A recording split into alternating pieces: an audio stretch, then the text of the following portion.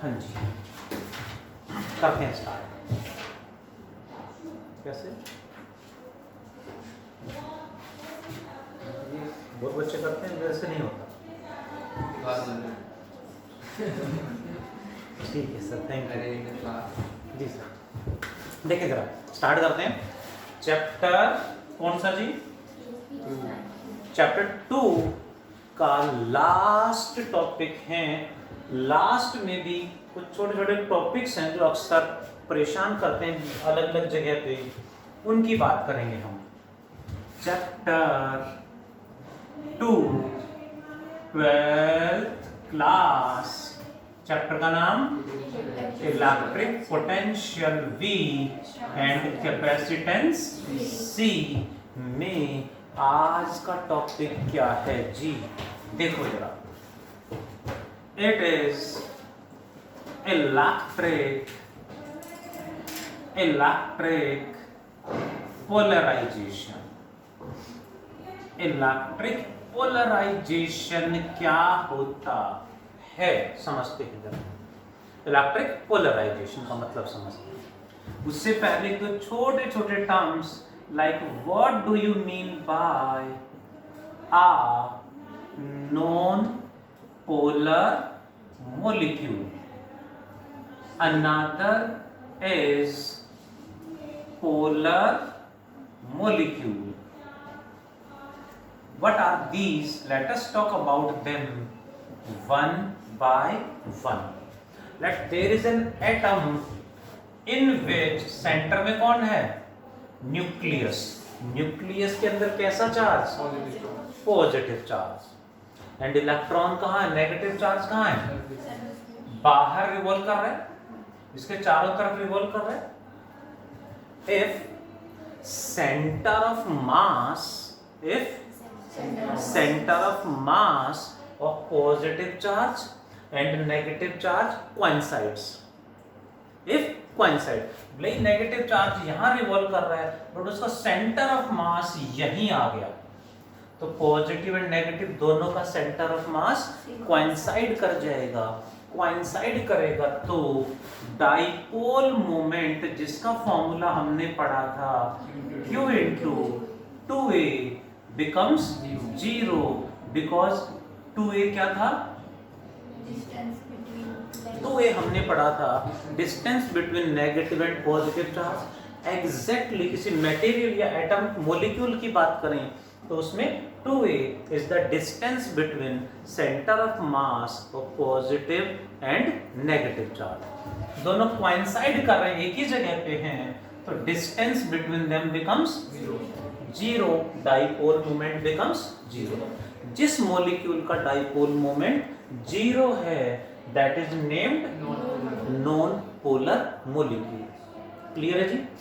Sir ये 2a charges के बीच का डिस्टेंस है कि देयर सेंटर दोनों पॉजिटिव और नेगेटिव चार्ज के सेंटर ऑफ मास का डिस्टेंस, ठीक है। आप इसी नॉन पोलर मॉलिक्यूल को सुन रहे हो रुद्र सर? इसी नॉन पोलर मॉलिक्यूल को यदि हम किसी पैरेलल प्लेट कैपेसिटर, कौन सा कैपेसिटर? पैरेलल प्लेट कैपेसिटर कि प्लेट्स के बीच में, जिसमें इधर कैसा चार्ज है जी? पॉजिटिव एंड यहाँ नेगेटिव चार्ज है, जिससे पॉजिटिव टू नेगेटिव क्या सेटअप हो जाएगा? इलेक्ट्रिक फील्ड कितना? Sigma by epsilon. पूरे में यहां से लेके यहां तक इसके अंदर इलेक्ट्रिक फील्ड सेटअप हो गया है। जैसे ही इस मॉलिक्यूल को रखेंगे जिसमें पॉजिटिव चार्ज का सेंटर एंड नेगेटिव चार्ज का सेंटर भी यही है, दोनों का सेंटर यही है, जैसे ही यहां रखेंगे, फील्ड में रखेंगे, ये इलेक्ट्रिक फील्ड इस मॉलिक्यूल पे फोर्स लगाएगा।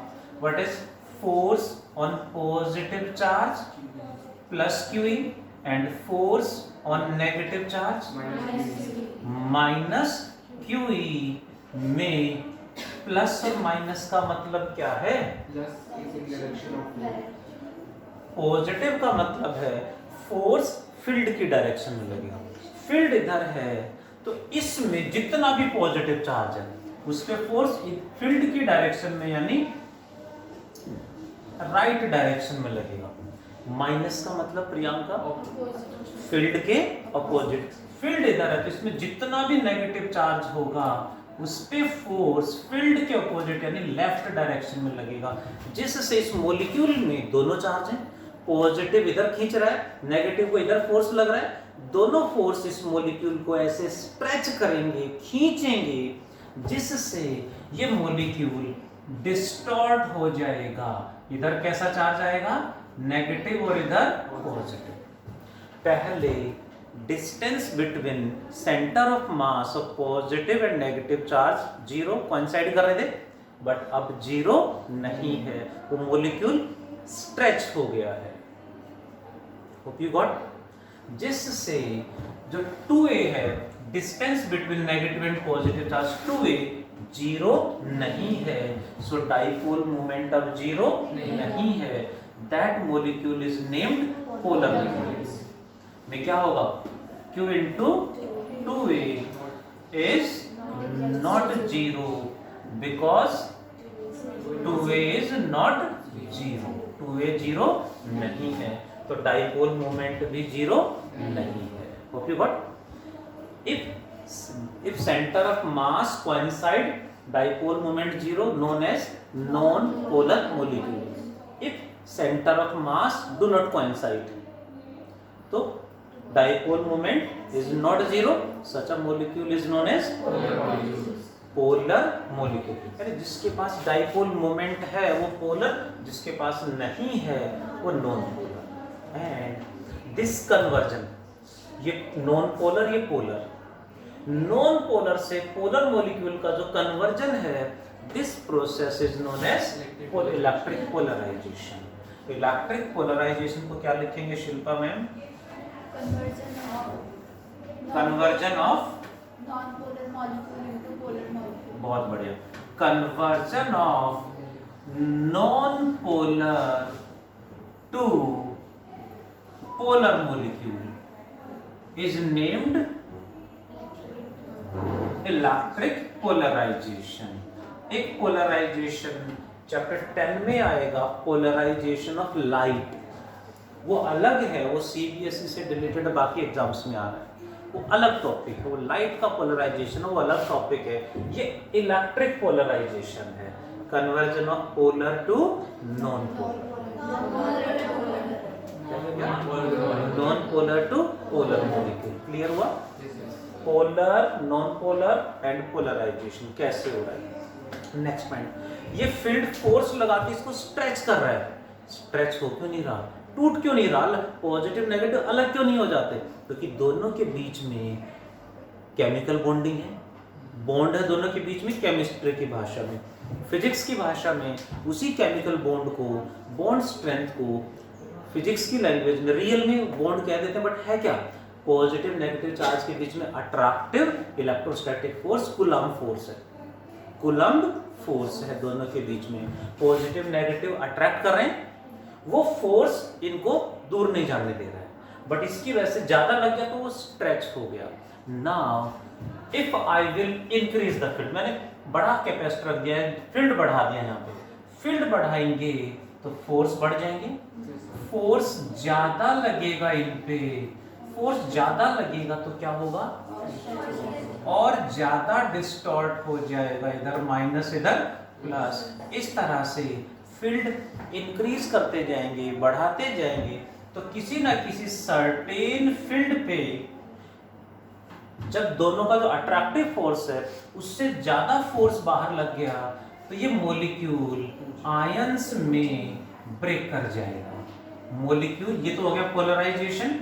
अब ये मॉलिक्यूल यहां तक स्ट्रेच होता जा रहा है, यहां तक, बट एक सर्टेन फील्ड पे ये मॉलिक्यूल आयंस में ब्रेक हो जाएगा। Hope you got? This is known as, क्या बोलेंगे इसको?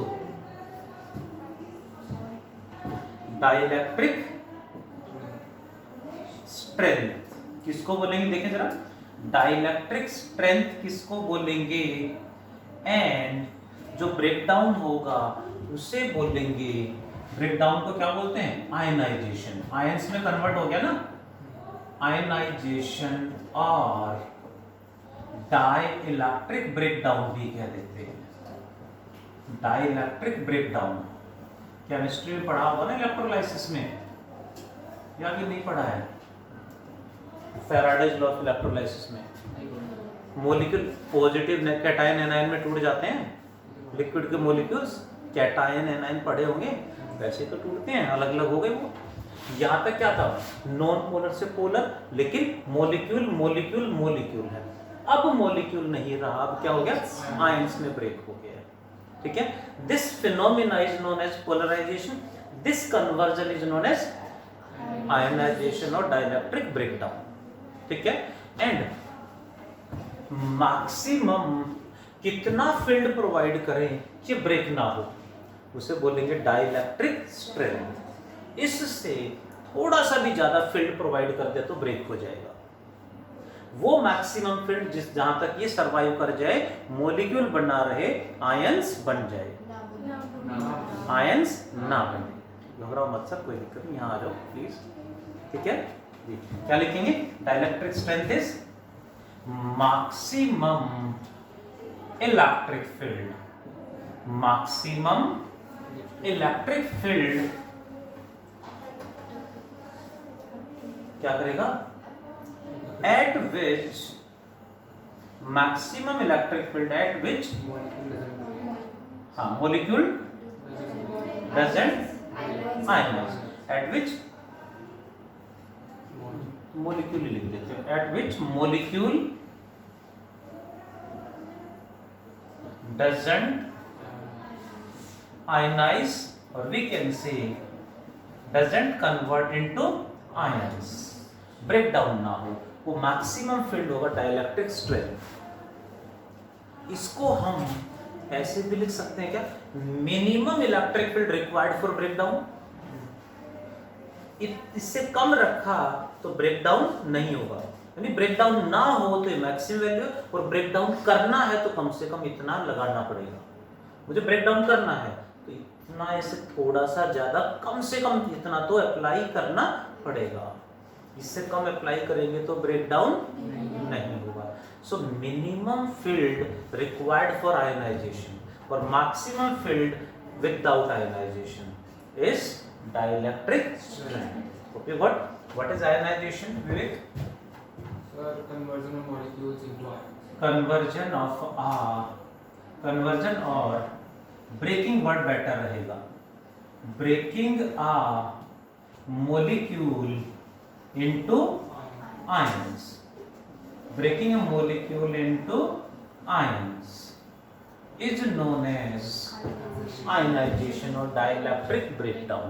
एडिशनल पॉइंट है, एडिशनल पॉइंट क्या है? Dielectric strength for air, air के लिए डाइलेक्ट्रिक स्ट्रेंथ कितनी होगी जी? Dielectric strength for air, air में करंट फ्लो करता है? नो, नो, जनरली नहीं करता, क्योंकि इंसुलेटर की तरह बिहेव करता है।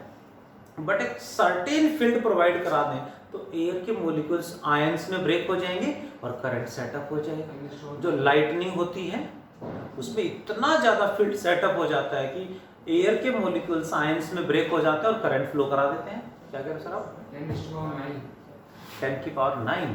देखें sir, dielectric strength of air is 3 into 10 की पावर 6। शॉर्ट में लिखते हैं 3 किलो वोल्ट पर मिलीमीटर। ऐसा यूनिट में कन्वर्ट करेंगे तो 3 into 10 की पावर 6 वोल्ट पर मीटर। इतना फील्ड यहां एयर में सेटअप कर देंगे तो एयर में भी करंट सेटअप हो जाएगा, करंट फ्लो कर जाएगा। ठीक है सर, जब 10 की पावर -9 बता रहे थे, 10 की पावर -9 होता है, 10 की power -9 coulomb per metre square is the surface charge density of earth. Earth की सरफेस चार्ज डेंसिटी है नेगेटिव, हाँ, -10 की पावर -9। यानी -1 nanocoulomb per metre square is the surface charge density of earth. अच्छा नेक्स्ट पॉइंट पे आते हैं। Air की डाइलेक्ट्रिक स्ट्रेंथ क्लियर है। What is electric polarization? Now Veda ma'am, conversion of a polar molecule into, non-polar molecule to polar molecule. हाँ, conversion of non polar to Polar molecule. Polar molecule. What is non polar and polar clear है? जिसमें dipole moment 0 है वो non polar, non zero है the molecule having some dipole moment is polar molecule. Dielectric strength and ionization. इसी में एक term आती है दैट इज नेम्ड इलेक्ट्रिक क्या बोलेंगे इसे? क्या बोलेंगे? इलेक्ट्रिक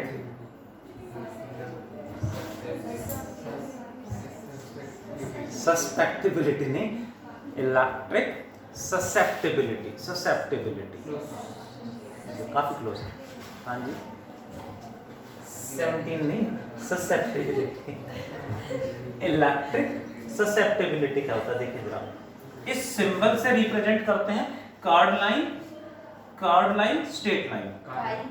हाँ, इस सिंबल को बोलते हैं CHI, चाय, काय, जो मर्जी प्रोनाउंस करो। एग्जाम में बोल के नहीं बताना, एग्जाम में तो लिखना है। ठीक है सर? क्या है? काय, चाय भी कह सकते हो।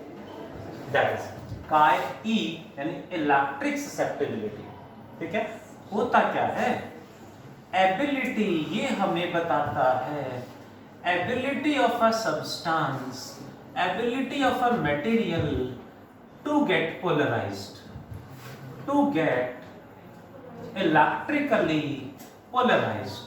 कौन सा मटेरियल कम एंड कौन सा मटेरियल ज्यादा पोलराइज होगा, that ability is known as electric susceptibility। like concept तो, टॉपिक तो मैं सबको सेम पढ़ा रहा हूं, बट क्या सभी सेम कैच कर रहे हैं?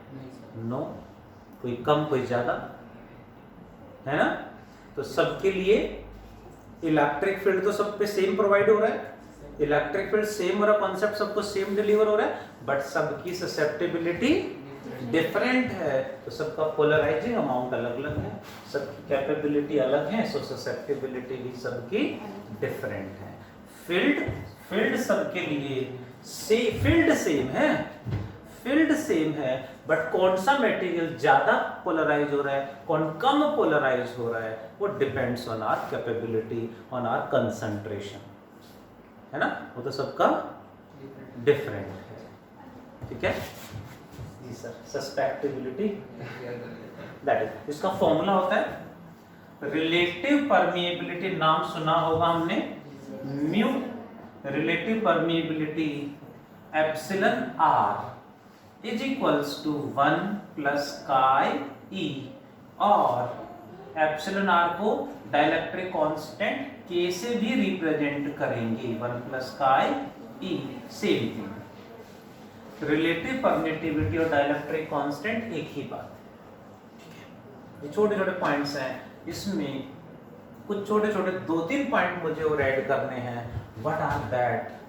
Let us talk about them one by one. First one is electrostatic shielding। Electrostatic shielding बताएगा कोई? सब किताबी बातें पढ़ते हैं, प्रैक्टिकल पे ध्यान नहीं देते, इतना टाइम ही नहीं होता। रट्टे मारे, टेस्ट दे दिया, बात खत्म, भूल जाते हैं। साइंस के बच्चे थोड़ा सा इनोवेटिव बने, हो सकता है 12th के एंड आते आते कुछ स्टार्टअप भी स्टार्ट करें, कुछ इंडस्ट्री स्टार्ट करें, कुछ नए प्रोजेक्ट पे काम करें, है ना? बिजनेस स्टार्ट करें, कुछ साइंस से फिजिक्स से रिलेटेड। हो सकता है कुछ अच्छे लिंक बनने तो पॉलिटिकल लोगों से फंडिंग मिल जाए थोड़ी बहुत। शराब भी इन्वेस्ट करता ठीक है सर, मैं भी इन्वेस्ट करता, लेकिन सब पॉलिटिकल लोगों से फंडिंग लेते हैं ना, इतना इतना पैसा खाते हैं फिर सर, बहुत हैं, अकेले एक तरफ मत उंगली उठाओ, बहुत हैं यहाँ पे। ना जी। तो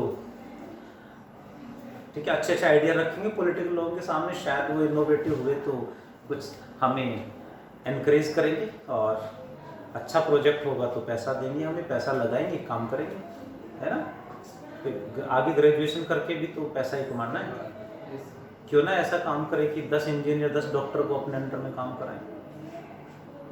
ज़्यादा हो गया, टॉपिक पे आ जाते हैं बस सर। इलेक्ट्रोस्टैटिक शील्डिंग क्या होता है, हमने देखो सुना होगा, समझते हैं जरा।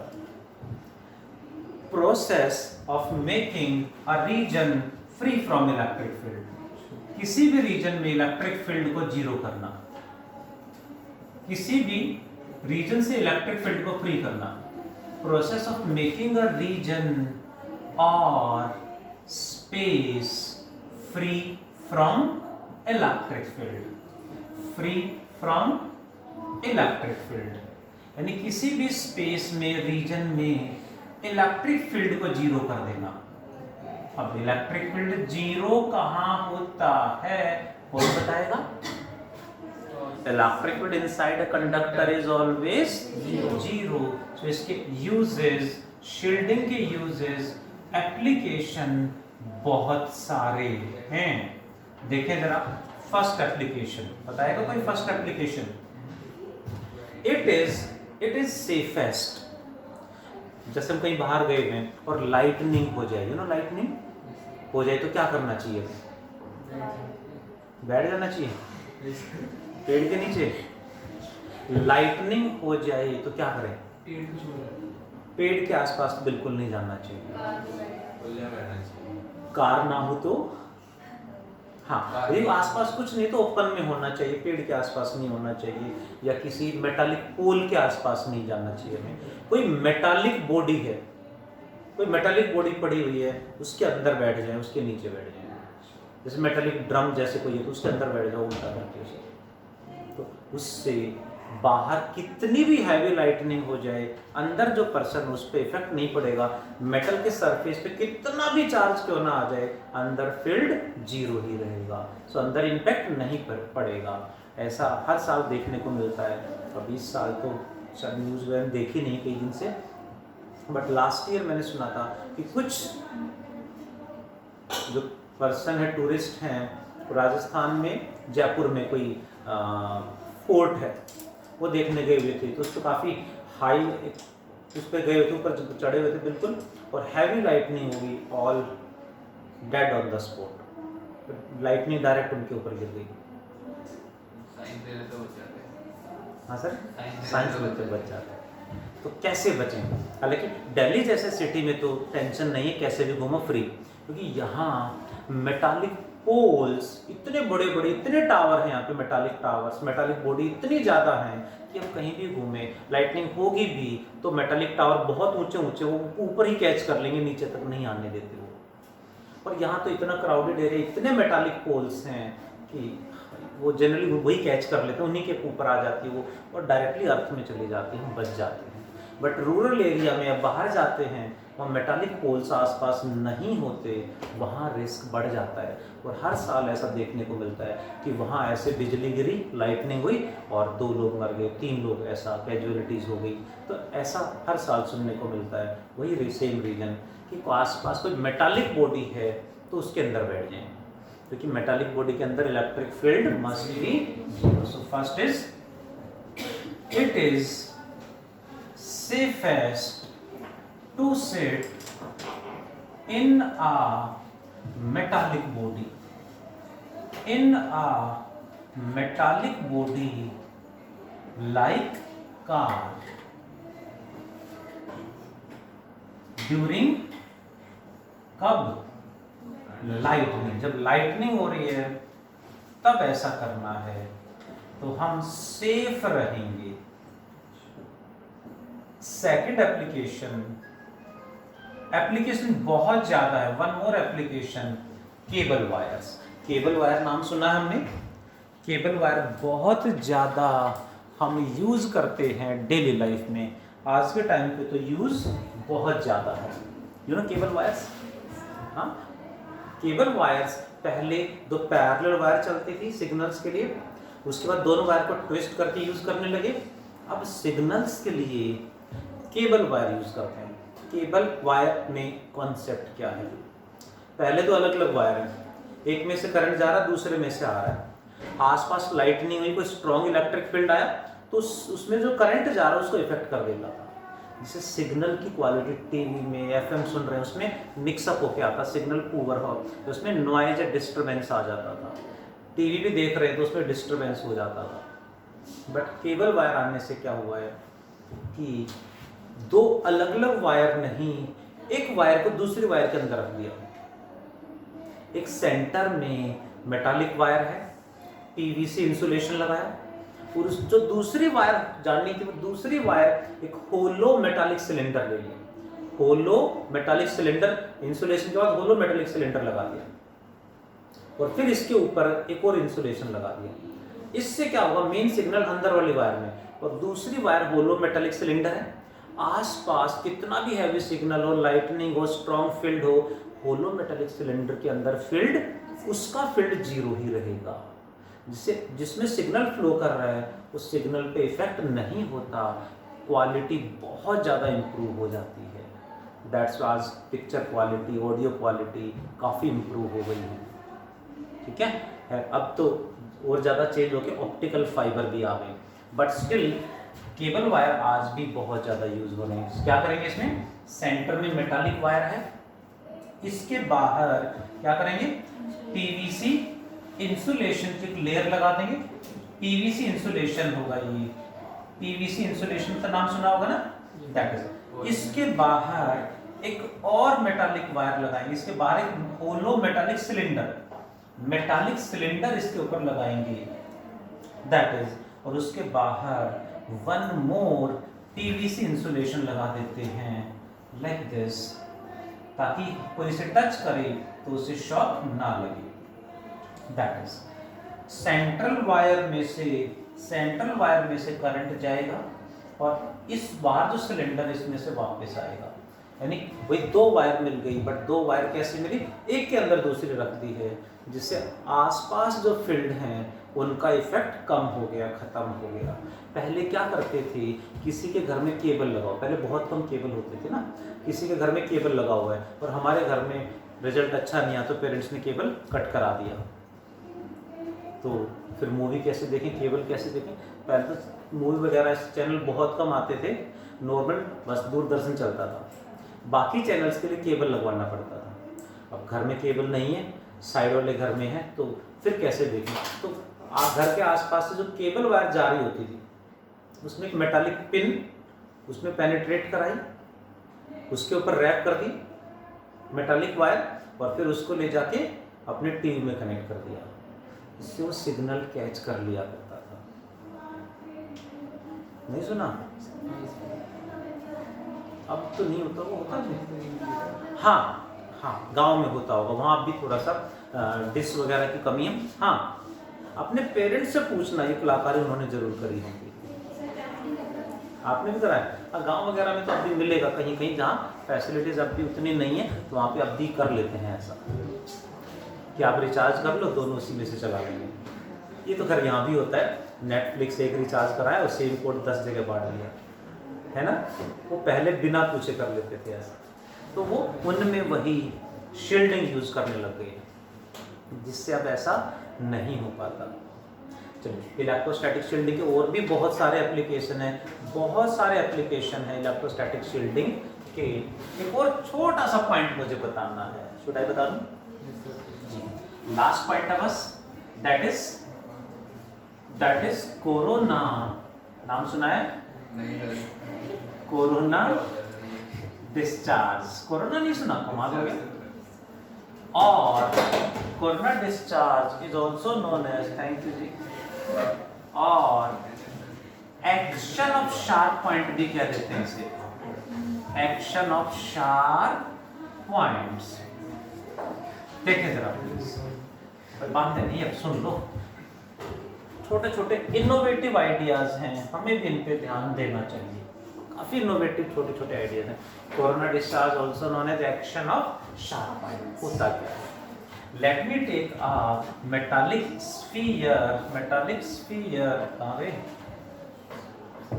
Let me take a metallic sphere like this. एक मेटालिक स्फीयर हमने लिया, इसको हमने चार्ज प्रोवाइड करा दिया है प्लस क्यू, तो चार्ज कहाँ जाएगा? लाई ऑन इट्स सरफेस पे लाई करेगा।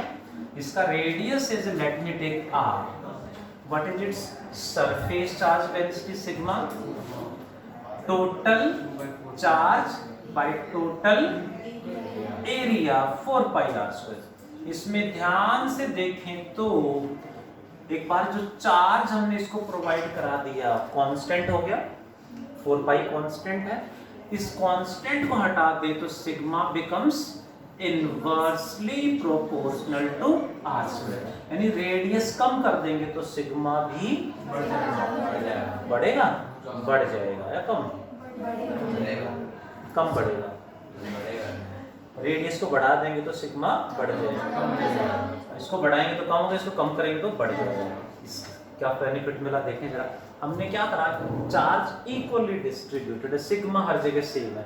नाउ हमने क्या करा, इसको स्लाइटली एक साइड से कहीं से भी ऐसे स्लाइटली प्रेस कर दिया, इसकी शेप को डिस्टॉर्ट कर दिया, थोड़ा सा यहाँ से प्रेस कर दिया, हल्का सा कुछ पार्ट को ओवल शेप में कन्वर्ट कर दिया, ऐसे ओवल शेप में दबा दिया उसे। ओवल शेप में जैसे कन्वर्ट करेंगे, पहले ये पार्ट ऐसे था, अब ये ऐसे हो गया है। What happens with radius? Radius बढ़ गया, उस पॉइंट का रेडियस बढ़ गया, इतने से पार्ट का रेडियस बढ़ गया या कम हो गया? अच्छा, प्लेन सरफेस का रेडियस होता है नहीं, प्लेन सरफेस का रेडियस इनफाइनाइट, इसे अब इन्फिनिटी से ऐसे बेंड करेंगे तो बढ़ेगा कम होगा? इन्फिनिटी से क्या बढ़ेगा? कम ही होगा, यानी जितना उसे ऐसे बेंड करते जाएंगे रेडियस विल डिक्रीज, तो डिस्टॉर्ट करेंगे तो रेडियस डिक्रीज करेगा। हम इंक्रीज क्यों बोल रहे थे? क्योंकि हम इसके सेंटर से देख रहे थे, इसका सेंटर ये ना, इसका सेंटर ये नहीं, इसका सेंटर तो ऐसे देखेंगे तो यहाँ कहीं होगा, तो इसका रेडियस तो इसी के सेंटर से देखेंगे ना, सो रेडियस विल डिक्रीज करने से सिग्मा विल इंक्रीज। चार्ज उतना ही है बट इस पार्ट का सिग्मा बढ़ गया, यहाँ कम रह गया, यहाँ बढ़ गया, तो इसमें से ज्यादा चार्ज यहाँ आ जाएगा, यहाँ कम रह जाएगा, टोटल चार्ज उतना ही है। हमने इसको थोड़ा सा और डिस्टॉर्ट कर दिया है, रेडियस और कम कर दिया तो सिग्मा और बढ़ जाएगा, जिससे और ज्यादा चार्ज यहाँ आएगा, यहाँ कम रह जाएगा। इस तरह से इसे डिस्टॉर्ट करते जाएंगे and finally we convert it into अ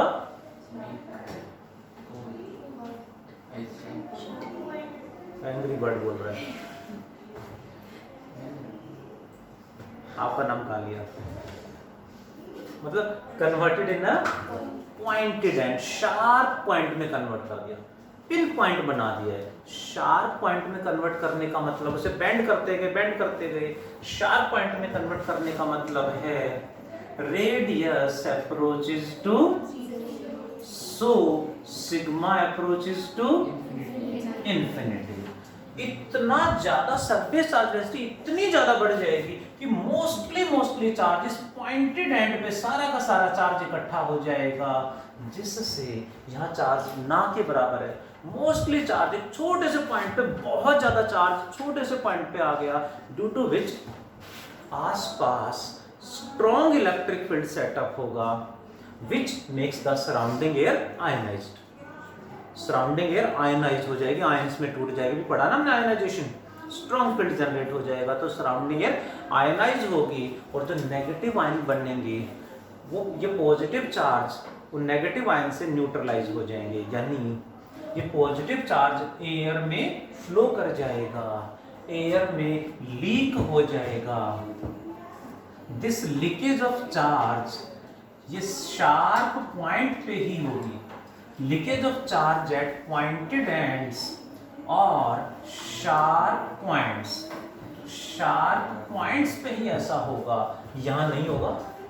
यहाँ नहीं होगा क्योंकि इसका रेडियस ज्यादा है। इसका रेडियस कितना है? अप्रोचेस टू जीरो है, वेरी वेरी स्मॉल। तो सिग्मा यहाँ का चार्ज कांस्टेंट बट सिग्मा बहुत ज्यादा बढ़ गया है, जिससे छोटे से पॉइंट पे बहुत ज्यादा चार्ज छोटे से पॉइंट पे आने से स्ट्रॉन्ग इलेक्ट्रिक फील्ड सेटअप होगा, which makes the air ionized and charge will leak into the atmosphere.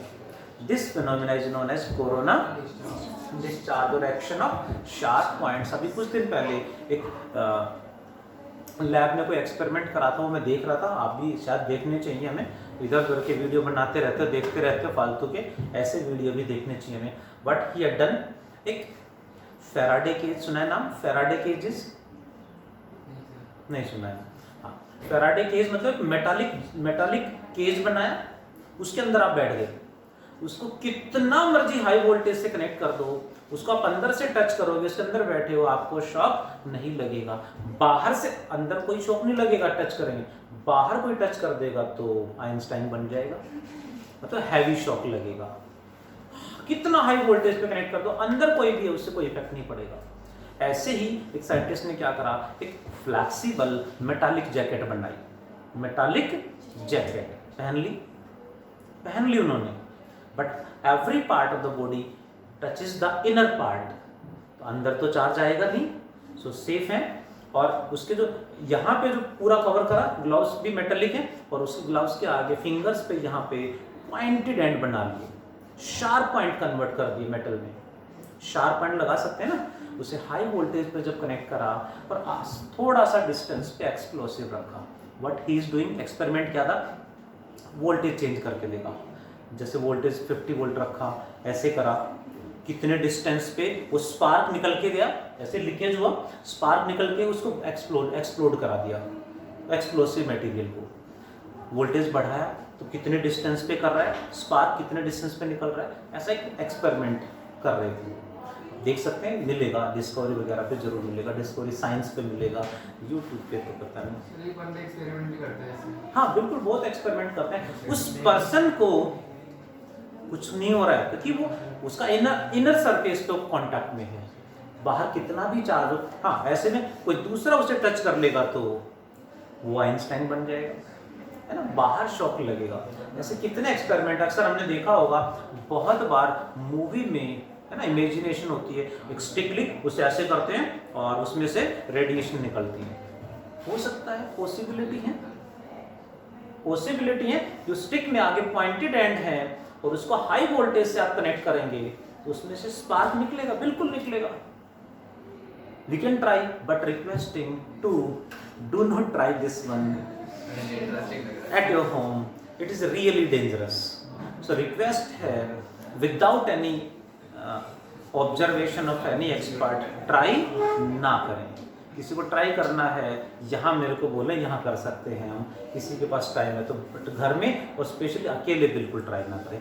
Sunday करते हैं। हाँ सर, संडे करते हैं, इस संडे तो ना, अभी तो कुछ लोग बिजी है ना। नहीं सर, नहीं, ठीक है, मुझे लगा 5 जून के बाद करेंगे।